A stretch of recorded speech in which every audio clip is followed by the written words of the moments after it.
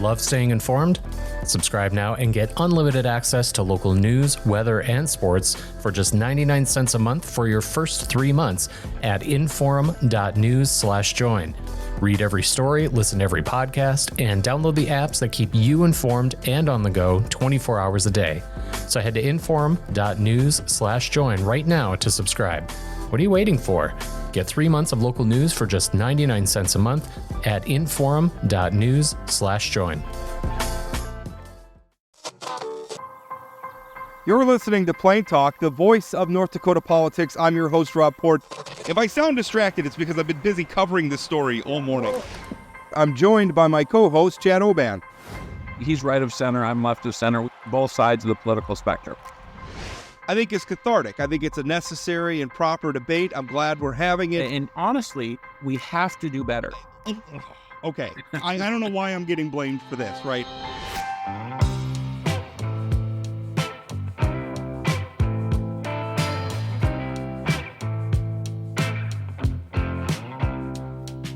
Welcome to Plain Talk. We're going to have another debate. We've been having a lot of debates. We're trying to cover all the big races on the statewide ballot. It's a shame. I mean, if we had time to get to them all, I would do a debate in every legislative race. I think this is great. I think people need to be talking about these issues. Today, it's another ballot measure issue. This time around, it's Measure 5. Now, what Measure 5 would do is it would legalize recreational marijuana. That's a very broad statement of its intent. Obviously, to do that in the law, it's going to have to make a lot of changes to a lot of different laws, parts of our criminal code and everything else, and also create some new regulations for, how legal commerce for something that was previously illegal would happen. Although we have laid at least some of the groundwork for that because medicinal marijuana is currently legal in North Dakota. So the debate is now, should we take the additional step and say people who just want to use marijuana in the same way that people have a beer or a glass of wine, should they be allowed to? Both sides of this issue. Steve Bakken is the chairman of the ballot measure committee that put this issue on the statewide ballot. And then Pat Finken is a member of the coalition that has organized to oppose it, that coalition involving various interests. There's law enforcement interests there. And some others. So, gentlemen, thank you for coming on. And Steve, I want to start with you with the first question. Just start out, make the case. Why does North Dakota need this? And in particular, maybe address the fact that we have had measures to legalize recreational marijuana previously, and the voters have rejected it. What's different about this that voters should say yes to this one where they said no to the previous ones? Well, and that's a great place to start, too, because that's kind of where the impetus of I got involved with this. And as former mayor of Bismarck, I saw what was coming into our community and coming into North Dakota. And when you take a look at where this started, there's been 2 initiated measures in the past, and each one has gained more traction. The legislature had a bill passed in the House and not in the Senate. For me, you can't postpone something that's coming. And then I look at, how do you manage something? How do you put the state in the best position to be able to deal with what's coming? And I like to get ahead of problems, not clean up messes. So when we put this together, knowing that at some point an initiated measure to pass recreational cannabis is going to pass, we put together a measure that is very conservative, gives all the power to the state to license, to regulate, to tax if they so choose, which I would hope that they do, and there's some components for that. But putting all of this in place so that the state has full and total control, rather than something that is an initiated measure that comes in from out of state or that we don't grow here organically, I think is an issue. So getting in front of a problem rather than dealing with it after it gets here is a better approach than just waiting until, well, we know at some point it's going to pass and then we'll deal with it then. Steve, all right, I guess, Pat, it's the opposite question to you. Why should North Dakotans have been saying no to these measures previously? Why should they say no to this one as well? Well, first of all, let me challenge you, Rob. You made an assertion in your introduction about how this is just a bill to let people have a little marijuana just like they have beer. Well, that's just not true. It is not like alcohol. It is, in fact, the marijuana today is not safe. It is vastly more powerful than what maybe the 60s would have seen, or even when I was a kid would have seen in the 70s. It's up to 10 times more powerful. Up to 30% of the people that use marijuana in states where it's been legalized become addicted. And today in America, there are 19 million people who have been treated for cannabis use disorder. So this idea that, there will be people that'll just, hey, let's, kick back and have a gummy. Sure, that happens. But it's the impact on the society as the whole and on law enforcement and the healthcare community that we really have to pay attention to. So it's not as simple as saying, oh, it's just like having a beer. It's not, because it in every state it's been in where they've legalized it, we're starting to see the penalties on society and on the mental health institutions and on the healthcare institutions and what it's doing to workforces. But back to Steve and his point about it's going to pass here someday, I don't particularly care if we're an island and we're the places it doesn't pass. And in fact, there's a mood in this country now that we've got over a decade of legalization where people are starting to wake up and smell the toast. And it is not good. And they're seeing the price that's being paid through legalization. And in fact, for the first time in the last 5 years, Gallup on their latest poll says that the favorability of marijuana is below 50%. They're losing ground because we're seeing the consequences of legalization. So it comes down to simply this: marijuana is not safe. And the reality is that legalization leads to normalization, which means not only do we have as many as twice as many people using marijuana in the states that have legalized, but they're using it more frequently, which just leads to more people being addicted, more people having mental health problems, more suicide, more crime, everything else that goes hand in hand with this. So one, I reject the notion that it's just simply buddies in the backyard, but it's also the fact that somehow this is inevitable here. And I'm perfectly content for North Dakota to be the island where we have retained some level of sanity when it comes to recreational drug legalization. Hey, Pat, I'm going to follow up with you. I mean, what we're really talking about is the role of government in regulating this product. And so you're conservative. You and I have talked about this a fair amount leading up to this debate. So why should somebody eating a gummy in their backyard not be allowed to do that because other people can't handle that from a personal responsibility point of view? Why should the government be cracking down on that person sitting in their backyard eating a gummy? Well, I describe your argument as the chaos theory, right? I mean, if we follow that to the natural conclusion is then government should not regulate or prohibit anything, right? We should be allowed to use asbestos if we want. You've been engaged in the tobacco wars for years, and on my side of that as well, right? There are some things that government should protect us from. If your argument would be, well, let's just go ahead and sell heroin on every corner, right? It's a matter of degree. And what we're finding is that while there was it's a pop culture attitude that marijuana is not that big a deal, we're finding it is a very big deal. I was just reading a new study that just came out from the Drug and Youth Health National Institute. People that use marijuana are 31 times more likely to have used a hallucinogenic in the last year, 18.5 times more likely to use cocaine, 12.3 times more likely to have methamphetamine. Marijuana is not safe. This pop image we have of it, it's no big thing, isn't true. And this is the kind of stuff that government should inject in. Now, I'm a limited government guy, but not a no government.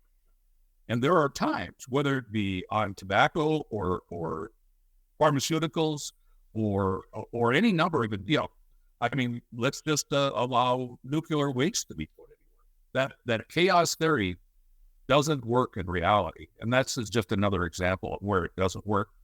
And we need government to really prevent this from happening. And we haven't even talked about the implications on crime. So, Steve, your response to that? Well, a lot to unpack there. First of all, the quality of the cannabis. And Pat's right in the fact that the ditchweed somebody may have smoked in the 70s versus what's out there today, it is very different. And that's why when we crafted Measure 5 and the language, that gives the state the ability to fully regulate what is being sold over in the marketplace. And frankly, getting rid of drug dealers and getting this out of the black market and the gray market is a component of this. It's very important. Bottom line, somebody shouldn't have to worry about dying from smoking a marijuana cigarette because it's laced with fentanyl. So that quality control, that lies with the state, and that's why Measure 5 is important. As far as the alcohol addiction, according to the National Institute on Drug Abuse, cannabis is significantly less addictive than alcohol. 14% of alcohol users will develop an addiction compared to 9% of marijuana users developing the addiction. And the data underscores that cannabis presents a lower risk of dependency compared to other legal substances like alcohol. Now, the argument gets made a lot that marijuana is a gateway drug. I say the drug dealer is the gateway. It's not the cannabis. The drug dealer is the gateway.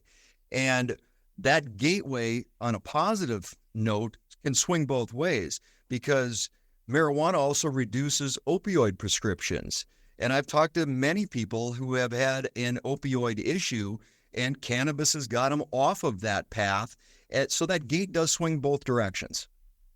So, Steve, you're welcome to your own opinion, but not your own facts. There's a new study out from the CDC that talks about actually ongoing marijuana use actually increases the attraction to opiates. One, because it's the next step up the rung, but also the fact that it makes us desensitized to the effect of painkillers. So it just increases that. And that's the science behind it. But, Steve and I are going to sit in here and talk a lot about different studies. And that's no different than saying that somebody who drinks a glass of wine is going to graduate to a beer, is going to graduate to hard alcohol and be a raging alcoholic. That's the same methodology. It's not everybody, Steve, and you know that. But unfortunately, it's up to 30% of the people become addicted as a result of this. But let me finish this point, and that is that you and I can debate our separate facts all we want, but the experts in North Dakota agree. Marijuana legalization for recreational marijuana is bad. That's why the North Dakota Hospital Association has come out opposed to this. The North Dakota Medical Association has come out opposed to this. The North Dakota Psychiatric Association have all come out opposed to this because they know from an expert point of view, what I'm saying is true. Marijuana is not safe and has a lot, especially in the mental health. And we have a mental health crisis in this state. Rob, you've been writing about that in your column. And the bottom line is, this is only going to make that worse. I want to give Steve a chance to respond to that, and then we'll move on to another question. Statistics are statistics, and you could cite anything that you want. Most of the stuff that comes up is studies that was done in the 70s. There's very few that were legitimately done that expound a negative effect of cannabis use in today's world. But a lot of those studies that do go, that reefer madness mentality goes back to the 50s and 60s, and the studies were done in the 70s. And a lot of it was Vietnam veterans coming back from the war and what they were dealing with. So you can cite statistics and numbers all you want, but the National Institute on Drug Abuse they're rock solid. I mean, I go to the addiction side of stuff and look at some of those numbers, and bottom line for me, there's a component that's going to eliminate some of the drug dealing component of this, because you got to look at drug dealing as a business. A drug dealer who has a business sells more than one product. If we can remove one of those products from their repertoire of generating revenue, that's going to be a win. And if we can slide that over to North Dakota, that's a win. So, Rob, before you move on to your next question, I think I need to respond to that. That's a great idea, Steve, except that's not what's happening in reality. There's an article in the LA Times, for example, talks about how the cartels have exploded. Why? In that state? For a couple of reasons. One is they can sell it cheaper than the state-sponsored stuff.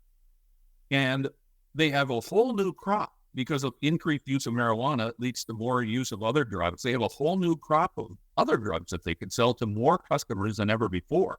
And the cartels are doing better post-legalization than they did pre. And in fact, that's not just, that article's, I think, 2 years old. By the way, Steve, all this stuff that I quote is from at least 2020 or later, because that's 10 years after the first legalization. So we're just now getting good data on the true effects of legalization. But Kathy Hochul, the governor of New York State, just came out and said legalization in her state is a disaster because of the very thing that happened in California. The drug dealers aren't doing less business. They're doing more, and they're setting up all over the place. So that idea that somehow this is better for law enforcement and somehow we get the dealers out of the way, that's a good idea, but it ain't working. And it certainly isn't the case in most of the states. You also have to look at those states, too, and what wound up happening in those states were unfettered regulation. There was no constraints put on them. I bring up Colorado, Oregon, and Washington quite often, and not places I want to attend, not places I want to hang out at, and some of the places I used to frequent quite often. And it's because there's no regulation. It's the Wild West in some of those states. So a lot of the states that you're citing, there are no regulations from the state when it comes to managing an industry. Well, Steve, only the people that are going to follow the regulations are law-abiding citizens. We're talking about the other end of the spectrum. And you can make that argument on guns or anything else as well. Yeah, exactly. Well, gentlemen, you're actually doing a great job. I've really enjoyed this back and forth because you're both doing great going back and forth. But let me try to inject something new. Pat, one of the things that I find compelling, one of the arguments I find compelling, because I'm not gonna argue that marijuana is good for you. I don't think that it is. I don't think alcohol is good for you. I think one of the problems we have, because we tried prohibiting alcohol for a while and it didn't work very well, I would argue we've tried prohibiting marijuana and it hasn't worked very well. So I live in North Dakota. I have lots of friends, and I know a lot of people who use marijuana illegally all the time. You probably know people who are using marijuana illegally all the time. I don't know what we're stopping. And that's one thing that really bothers me is we pretend like this is a choice between, are we going to allow people to smoke marijuana or are we not going to allow them to smoke marijuana? My contention to you is they're already smoking marijuana. And the ramifications that you're talking about are already here. And wouldn't it be better to legalize it and deal with them out in the open? Rob, I'm glad you asked that question because, we all know somebody that in some way, shape, or form probably does use some level of marijuana. I also know a lot of people that got upside down using marijuana in my lifetime. But here's the reality of that statement. In the states that have legalized, what they've found is that if we're just talking about the people who are currently using it, being able to smoke a little dope in their backyard, we might have a different discussion. But what they're finding in the states that have legalized it is that adult usage has almost doubled to the pre-legalization. And why is that? It's because we've normalized it. But actually, worse than that is the amount they use has almost doubled as well. In other words, more people are using more marijuana, and it's at that point that we start seeing the mental health breakdown. We see the schizophrenia, the depression, the suicide, all the things that go with it. So this idea that it's just going to, take people that are covertly using marijuana now and allowing them to relax a little bit isn't the case. What you've described is the normalization. And normalization is where we see the problem explode in these other states. Steve, that question to you.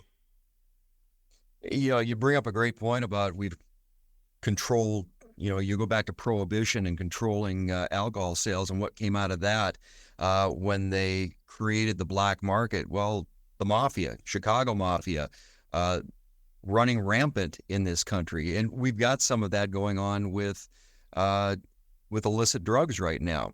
You take a look at, Pat talks about the normalization. Well, I know more people that have gotten upside down about alcohol, but that seems to be normalized. I don't know if I want to use that word when it comes to alcohol, but when you're looking at the federal reclassification of cannabis, because that is looming now, this goes back to my point of how do we manage what's going on in North Dakota? And you're right, Rob, that it's already there. But I don't want to have to deal with federal regulation when we don't have something already in place. I don't want to have to deal with outside initiated measures coming in that don't give the control to North Dakotans, the legislature, and the state to manage what is potentially a resource. There's a lot of misinformation out there when it comes to cannabis use.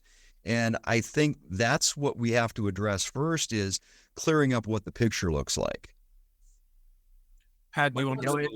It's funny, just one more thing on that, because I cannot tell you the number of people I've talked to that if they have somebody going to, or they're going to Montana or Colorado or a state that's legal, and they're like, oh, you're going to Montana. Hey, bring me back something. They have no concept that now you're trafficking at that point. So there's a disconnect between people's perception of, oh, can you pick me up some edibles or some gummies or something, and completely not have a concern about it. But they don't understand that at that point, somebody's trafficking, which now that's a federal law you're breaking. So I think it's more normalized from, hey, it's not that big of a deal in the state of North Dakota than people think, because when you have people that you would never consider as even a casual user going, hey, you're going to Colorado, pick me up something, they don't understand the ramifications of the other side of that, which tells me that there's a want, or I won't say need, but there's a want in the state of North Dakota for it to be legalized. Well, first of all, this debate is not about whether or not marijuana is less evil than beer and alcohol or any of those things, right? This is a debate about a vote people are going to have. It's not, the vote is not, well, let's do this instead of or in addition to. We can argue alcohol, tobacco, all those things. There is plenty of ways for people to ruin their lives in this universe. My point is we don't need another. And the assumption of the statement you just made is that, everybody's doing it already. And that's not the case. In every state that has it legalized, the range of people that say they regularly use marijuana runs about 6 to 8%. Yet consistently in states where they've legalized, that number has doubled. And the amount they use has also doubled. And while the trickle down into the adolescents, into the teen group, there is an increase in all these states in teen use into where there's been legalization. But the real troubling thing, Rob and Chad, is that teen use increases. The amount they're using, the frequency of their use increases in states that have legalized. And they're the ones most likely to pay the price in terms of mental health, long-term implications. Young brains are not fully developed. And this is just one of the many problems through legalization. So yeah, I recognize, hey, you go to Canada, you go to Montana, maybe eventually go to Minnesota. I don't think you're going to be able to go to South Dakota. But that doesn't mean we should do things to encourage it here. And that's exactly what this measure does. Steve, in the past, I've heard you talk about how this would be good for law enforcement. This will free up time that they won't have to deal with issues related to marijuana. With that being said, I haven't heard from a lot of law enforcement who support the measure. Can you talk about why this would be good for law enforcement, and maybe talk about law enforcement you're aware of that support the measure, and then Pat, the same thing to you? Well, let's back up a little bit, because I'm going to use Fargo as an example. Until about 6 years ago, Fargo didn't even enforce any cannabis laws in their community until they realized that, well, the state did. And so the county was generating revenue off of somebody getting pulled over and getting a fine and a ticket for cannabis use. That's when Fargo picked it up. But what I was seeing coming into the community of Bismarck, we have a bigger problem with the opioids and the fentanyls and the trafficking, and our pipeline comes mostly in North Dakota, definitely in Bismarck, from Detroit. And that pipeline requires a lot of resources that law enforcement, frankly, does not have at this time. So if you can get rid of one thing on the pallet of the drug dealers, plus give law enforcement more direction to go after the things that actually kill people and take lives, that's going to be an improvement. That's going to be a win. So and I've talked to more law enforcement and on the judicial side that they don't have the time or the resources to deal with minor offenses. Something that could kill somebody versus something that doesn't, where do you need to focus those limited resources to? It's kind of like drinking and driving. That's a personal choice, and somebody shouldn't make that choice. Somebody should have a good personal responsibility. But drinking is okay. It's when you get behind the wheel that's the problem. So cannabis, nobody's died from cannabis. People die from the opioids. People die from the fentanyls. They die from those things. That's where the focus needs to be right now. Well, first of all, that's not that statement that nobody's died is not true. The NTVS says that last year alone in across the country, 1,500 traffic deaths can be attributed directly to marijuana. Same thing with suicides. That is a growing concern, is the amount of people that suffer from depression that leads to suicide. But and how many attributed to alcohol? Well, Steve, this is not, the ballot doesn't say either or. It says allowing one more way. I am perfectly willing to accept that alcohol is a problem. Why should we give them two problems? But let's talk about your assessment of the law enforcement implication for it.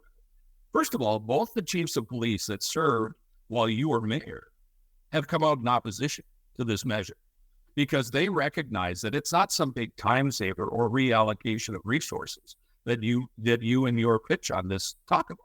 And why is that? Well, one, we've already talked about the influence of the black market, the growth of the black market in legalized states, and how that has created actually more illegal drug sales. But let's talk about the measure itself. You have a prohibition against public use in that measure, right? So one, they're going to have to be fielding calls to deal with this now public use nuisance. But then you take away the very tools that they need to enforce the public use. The measure itself says that they can't use sight or smell as a reasonable cause for arrest or investigation. So unless somebody's walking around with a couple of bags of marijuana strapped to their chest, law enforcement's not going to be able to take and enforce that public use ban, but yet they're going to get the calls, right? They're still going to be dealing with them. And so this is just one of the many, and besides the workload and the resource allocation, all those kinds of things, law enforcement in this state recognize that this is not good for society. It's not good for people that have this explosive kind of environment for recreational drug use. And that's why the North Dakota Peace Officers Association has come out against this. The North Dakota sheriffs and deputies have come out against this. The chiefs of police of North Dakota have all come out against this because they recognize that it's foolish to assume that somehow, one, it's going to be less work for them or they can reallocate resources. In fact, most of the law enforcement I've talked to says it's going to be even more that they have to focus on this because of the way the law is written. But also, think about, you're going to have hundreds, if not thousands of people that they have to regulate through law enforcement in the growing of plants. So the idea that somehow they can reallocate resources is not the case. But the reason why law enforcement has come out solidly against this is because they recognize marijuana is not safe. Doesn't matter whether in a traffic situation or in just society, it's not safe. And that's why they oppose it. Overwhelmingly, I might. Steve, do you want to address some of that before I move on to another question?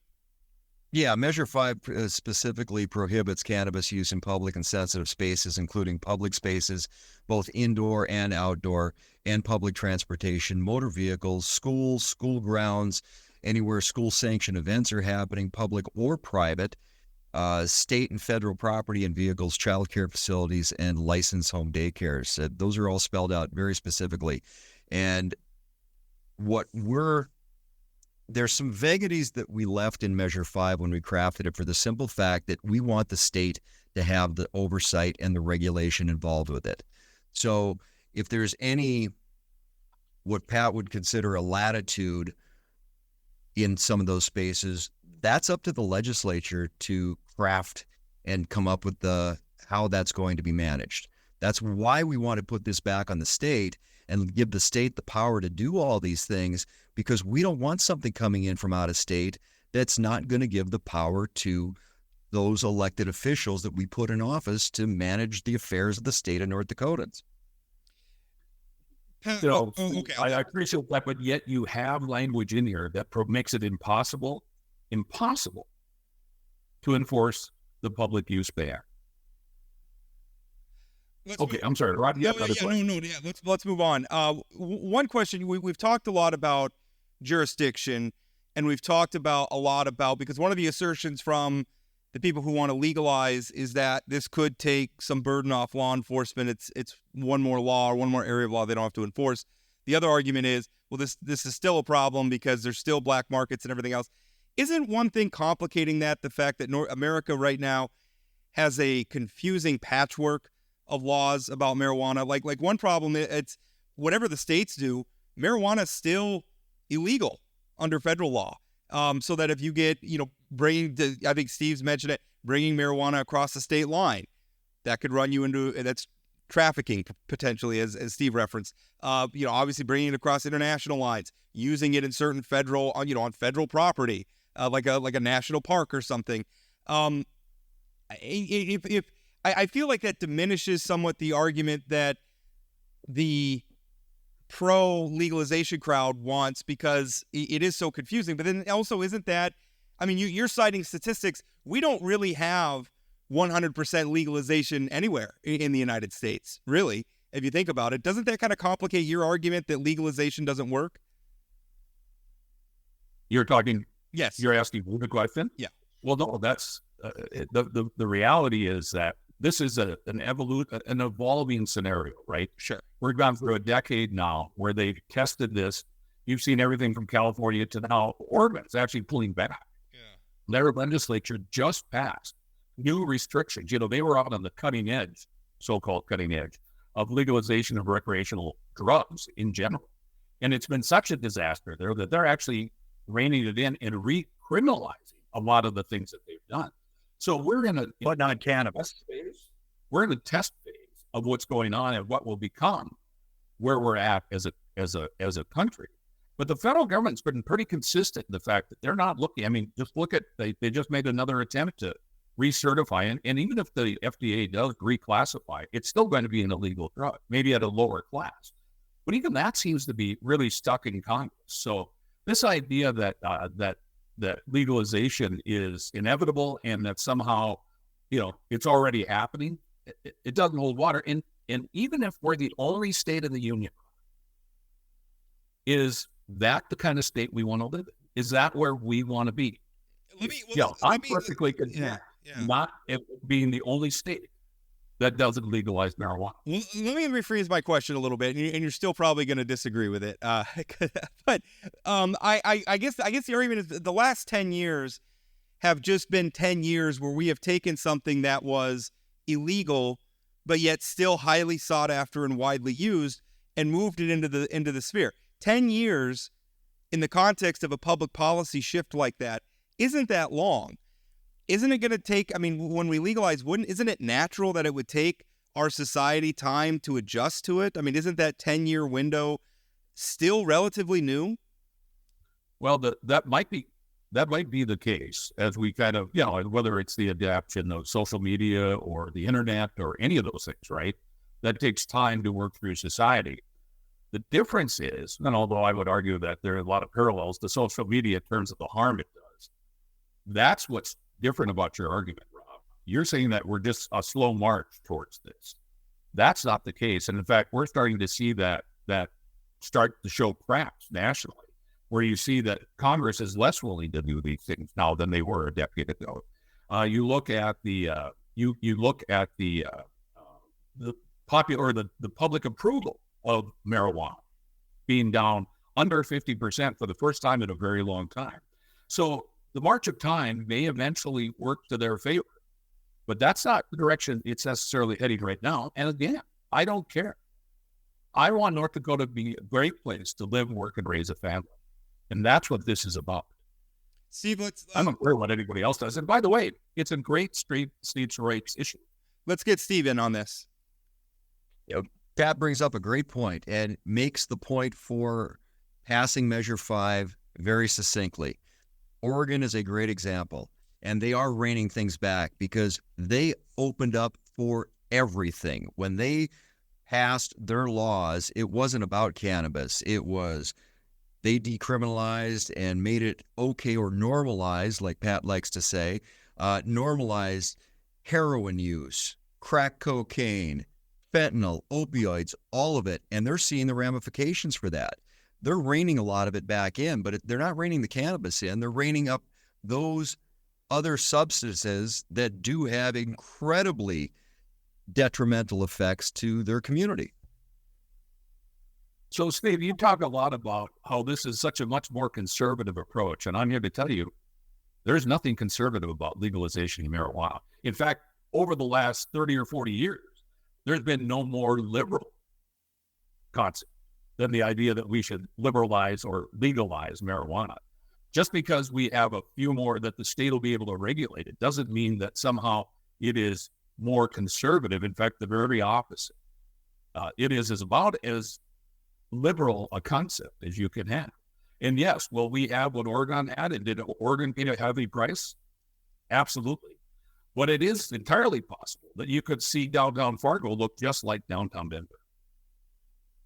Well, there's no of us that would argue it. It's already pretty close now. So I'd like to jump in to sort of continue this conversation about what we've learned from other states. I think, Steve, earlier you said you don't want to go to Colorado or Oregon, and I think those are still lovely places to visit. So people should. I used to live in Portland. It used to be.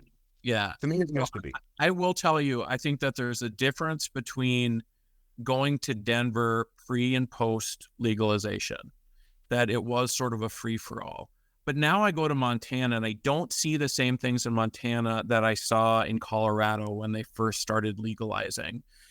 Are there things that we've learned over the last 10 years that can make this more palatable? I'll tell you, I hate walking around the streets of Colorado and smelling weed. I hate it. I didn't sense that in Montana and other places. So can you talk about why is this measure better than what they did in Colorado? What have we learned through the last 10 years to make policy better?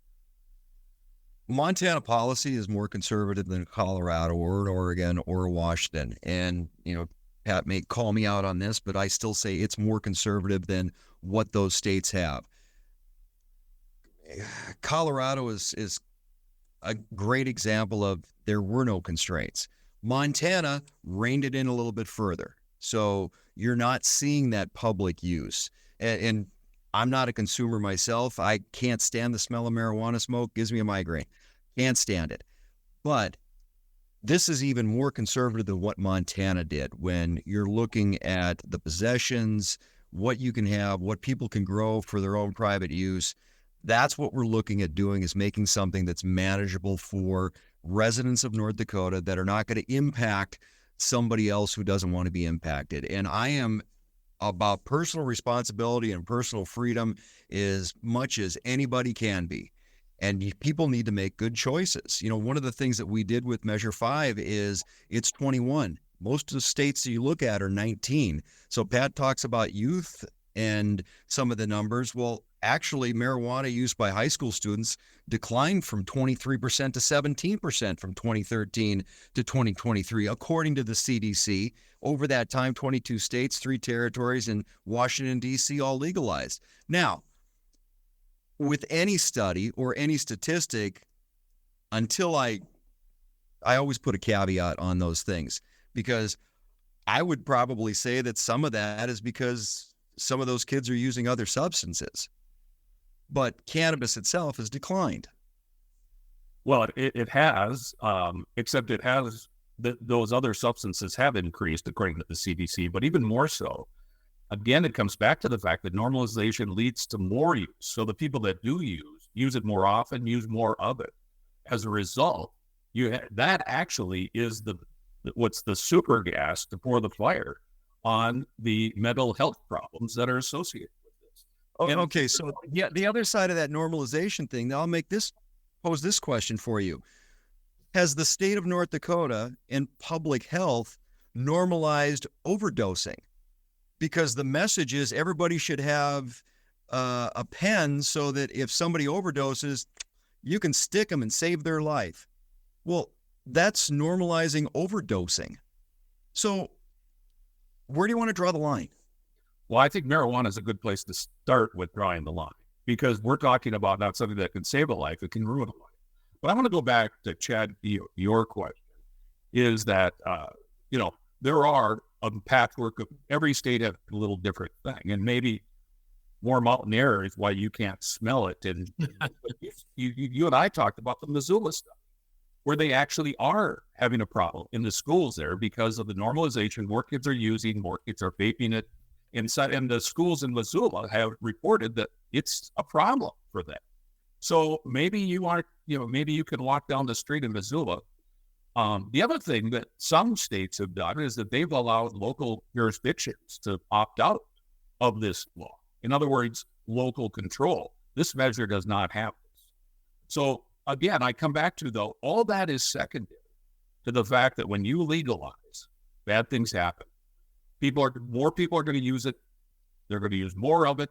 And the result of that is increased drug use, crime, mental health problems, suicide, the whole rap. And that's all documented. And that's why, I said at the early part of this debate that Steve and I would have our own facts, right, that we could quote. But what it comes down to, who do you believe? Law enforcement and the healthcare community in North Dakota have spoken loudly that they oppose this for the very reasons that I've outlined. I want to say that I visited Denver last year and I had a terrible time, but that had more to do with the Rockies slaughtering my Yankees than maybe anything that was going on with marijuana. Well, you should be happy because didn't they just clinch their division? They just clinched yesterday. They did. And Aaron Judge just hit another home run. He might hit 60. All right, we're not talking before we leave this. The Dodgers clinched the division last night. Okay, let's not leave that. We care less about that. All right, I'm okay with the Dodgers, the Yankees. I'm not a fan that the Twins were a farm team for them for decades. So, all right, that being said, okay. Well, I did not mean to veer this into a baseball discussion. Pat, let's one really interesting aspect of this is, Steve, actually, I wanted to direct this question to you. The law enforcement question, that does give me concern. I for the most part, as somebody who is inclined to support Measure 5, one thing that does give me pause is sort of the practicality of law enforcement enforcing this, because I think enforcement is a big part of your case. You're saying, listen, we are giving law enforcement and the state of North Dakota the tools they need to make sure this doesn't get out of hand. One thing that concerns me is inebriated driving. Explain to me, how does law enforcement handle that? Because marijuana use is much different than alcohol. The ways that we've established for measuring if somebody's over the line for driving drunk are well established, and there's all sorts of jurisprudence around them. How do we handle that and really other issues that law enforcement may face with this? How do we equip them for handling that? So North Dakota already prohibits driving under the influence of alcohol and drugs, and I tend to slide a little bit further into the distracted driving, where if you're under the influence versus driving and texting versus eating a hamburger versus digging on your radio, you're not paying attention on the road. And I kind of lump those a little bit more together than just impaired driving. It's impaired driving, you're impaired, no matter what you're doing. So make a good personal choice not to do those things. North Dakota right now is actively testing drivers suspected of substance abuse using saliva. And during the fiscal note portion of this with Legislative Council, I was a little taken aback when they were attaching the fiscal note to this. And I sat there and watched the Highway Patrol trying to pad their budget to the tune of $4 million for equipment that they should already have. I'm like, wait a minute, why is this Measure 5 being attached with that? That's equipment that the state already should have in place. Whether or not Measure 5 passes or not, that will still come. And I found that a little bit disingenuous. North Dakota does not have or involve blood or hair testing at the moment. Marijuana staying in your system for a month is, well, it's kind of uncommon, but it does require hair testing. For how long it stays in your system depends on the frequency of use, body type, metabolic rate, fat composite, all of that. But the laws are on the books right now that prohibit driving under the influence, and North Dakota law already addresses smoking in public, whether you're smoking marijuana or you're smoking tobacco. public education campaigns, strict enforcement against impaired driving, all crucial components of the legalization framework. And those components are already there when it comes to the impaired driving and the smoking in public and being 20 feet away from a doorway if it's tobacco and not being in public if it's marijuana. The laws are there. Measure 5 just gives the power to the state to determine what scenarios police have the right to arrest offenders. It does. Your measure does prohibit local political subdivisions from taking any action beyond what the state does. But let's talk about your question. There is no known proven technology to test people for being under the influence or impaired as there is in alcohol. They can certainly, and they're testing saliva. He says, well, they should already have the saliva testing, but that's still in testing. It hasn't proved to work. In fact, according to Kelly Leben, the sheriff of Burleigh County, the only real way they can do it is a blood test or a hair test. And in that case, they have to actually get a warrant to do that. They have to get a warrant for alcohol right now, too, because the breathalyzer is the trigger for getting a warrant for a blood test. So that works the same way. They don't know that works. And the reason they don't have that now is because it's unproven technology. Maybe someday we'll have a test that allows people to measure how encumbered somebody is, but we don't have that. And this is what law enforcement is saying basically is... Hold on. Let Pat finish, and then you can go, Steve. This isn't just an issue for traffic safety. It's an issue for workforce, too. North Dakota has long been known that we have one of the most dangerous workplaces in America because of the industries that we're in, whether it be oil, coal, natural gas, agriculture. And a lot of those industries require drug testing. Well, guess what? The only way you can do that is through a blood test to have a reliable outcome. But even then, think about this. People can test up to a month later and have it in their system. How do you tell if they're encumbered? That's the problem. There is no way in the current state of things, to do that in our current technology. Maybe that'll come someday, but that's not where we are today. And when it does happen, the state will have to pony up millions of dollars to people. All right, Steve, your turn. So basically that methodology just says that everybody who drinks and drives right now, stop doing it because we'll catch you, and start using cannabis because we can't. So you can be impaired that way. That's flawed methodology. As far as the workforce, it's a lot easier to catch them. Let's let Steve make his point. So as far as the workforce, everything in Measure 5, if you are required to pass a drug test at work right now, you still have to require a blood test at work or a drug test at work right now. Everything remains the same from an employment perspective. Nothing changes. If an employer decides to have drug testing, random drug testing, chooses not to, that's entirely up to the employer, and that does not change with Measure 5 passing.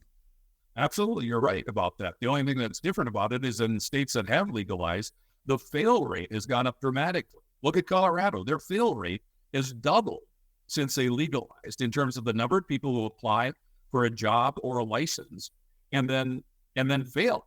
So we already have a constrained workforce in North Dakota. Now we're going to add one more thing that can reduce the available workforce. We don't need more jobs. We need more people ready to work. And this is a problem in that regard. So my counterpoint to that is people who have gone on a 2-day bender with cannabis over the weekend on their time off versus somebody who's gone on a 2-day bender with alcohol. I don't know anybody who's shown up for work on Monday morning with a clear head after cannabis use and not been able to function and have a clear head with cannabis use. But I know a lot of people that have to call in sick on Monday morning or get sent home because they're just not functional from a 2-day hangover. Well, Steve, again, this debate is not about which is worse, alcohol or marijuana. Alcohol is already legal. Why do we want one more thing that people can use to ruin their lives? That's what this debate is about. Well, then that thinking, that thought press brings us back to the blue laws, and maybe we should get back to Sunday closing and no alcohol sales in North Dakota at all. Well, let's get to another question. So Pat, the reality is marijuana is legal in North Dakota through medical marijuana. So often when we're talking about these issues related to workforce or transportation or all those things, aren't those already issues with medical marijuana as is? And why would it be different under recreational? I mean, right now, I don't think it's that hard to get a medical marijuana. I mean, if to get medical marijuana in North Dakota, why would this be that much different for driving, for workforce, for those things than medical marijuana? Well, first of all, let me say I supported medical marijuana. And you know why? Because it's under the care of a doctor, under the care of a healthcare professional. Because let's remember, marijuana is a drug. It's not some recreational fling on the weekend. It's a drug, and we're talking about making it readily available for whoever wants to take it whenever they want to take it. And that's considerably different than the medical marijuana environment that we work in today. If everybody that wanted it could get a card now, then why are the dispensaries pushing so hard to pass this, which will dramatically increase their sales and profits? But Pat, going back to about the workforce and the driving, if people can already get medical marijuana, aren't those issues already existing in North Dakota? Well, they're also already existing from the illegal sales. But what I'm saying is that when we legalize and normalize, it becomes a bigger problem. What we're doing here is preventing this from being a much bigger problem. And you guys have talked about visiting Denver or Montana, whatever. I didn't spend half my year in Phoenix, and it's a mess. It's a workforce mess. It's a public nuisance. It's everywhere.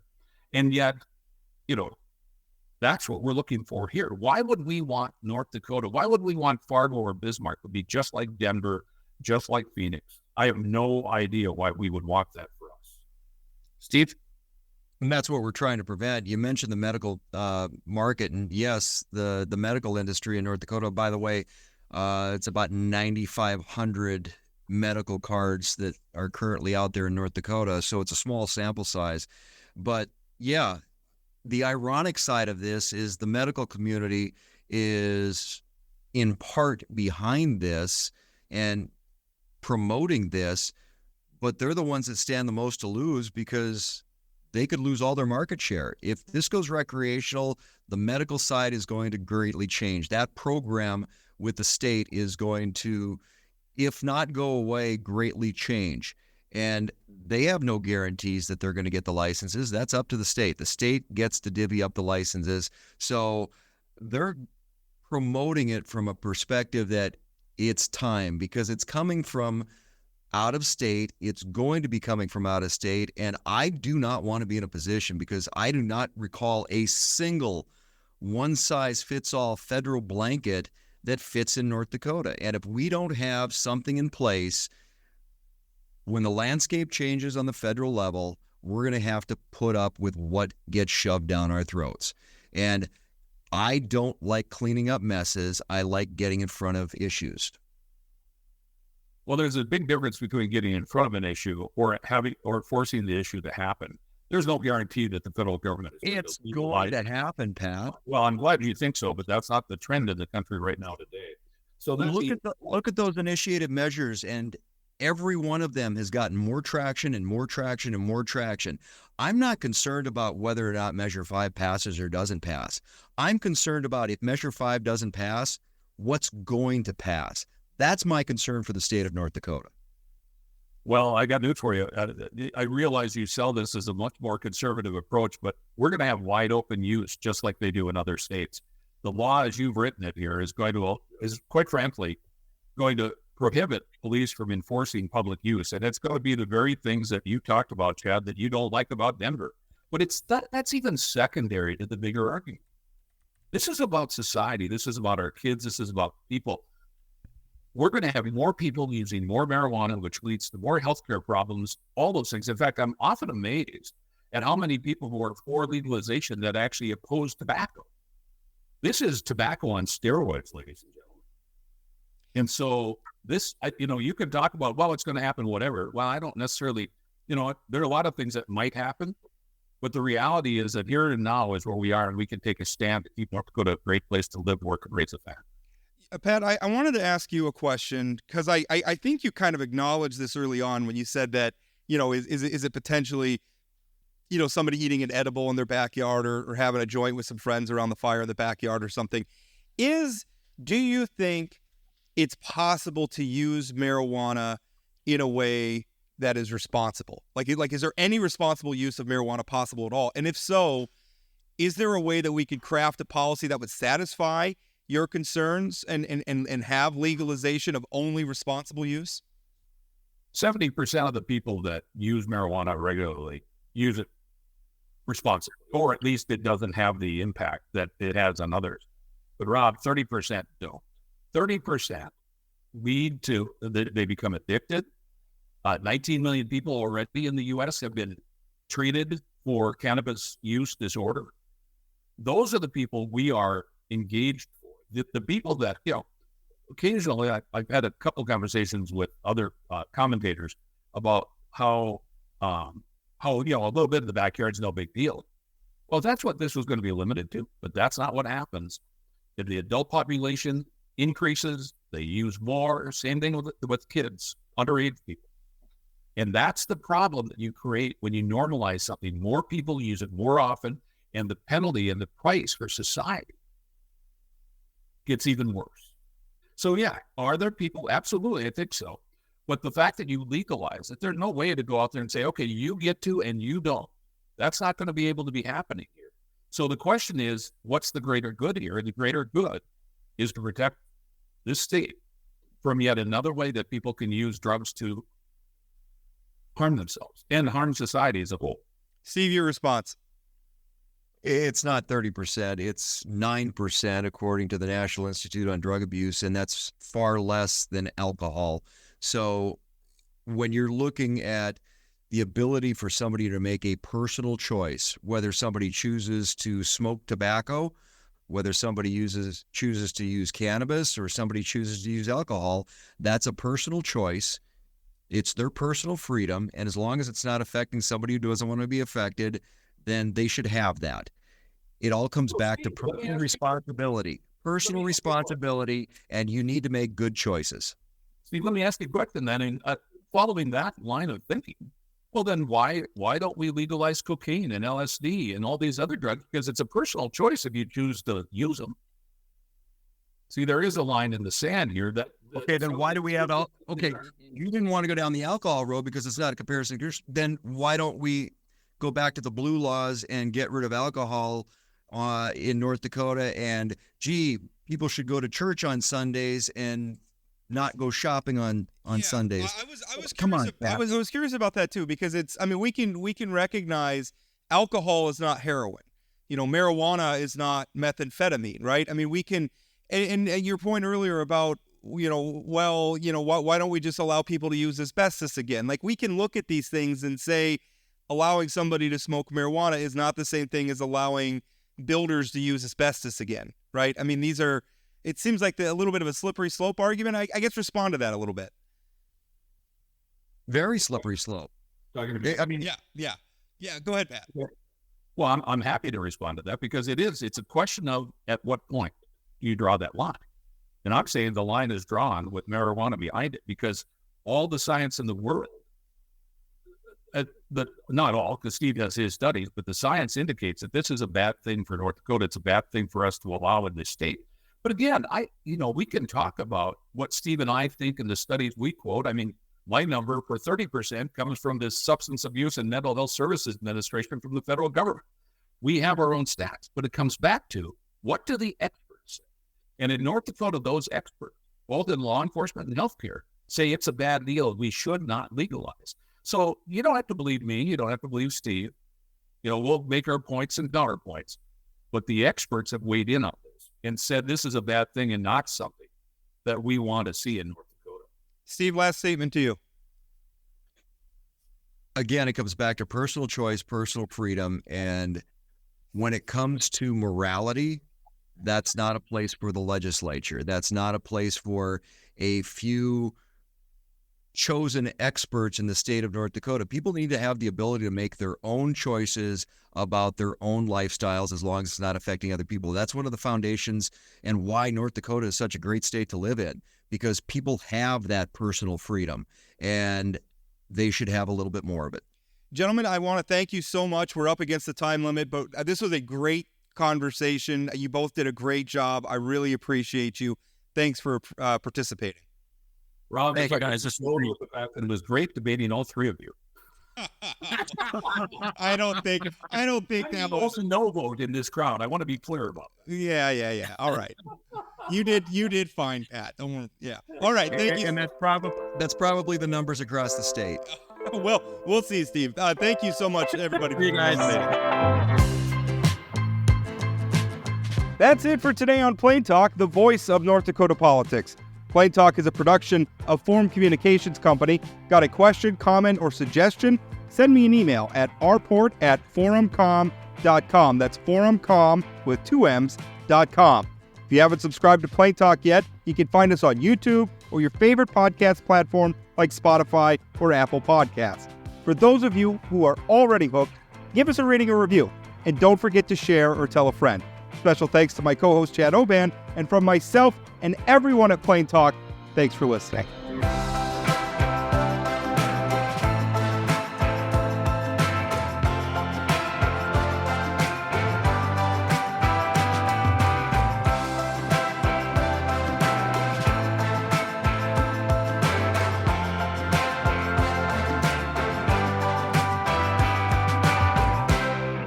I want to say that I visited Denver last year and I had a terrible time.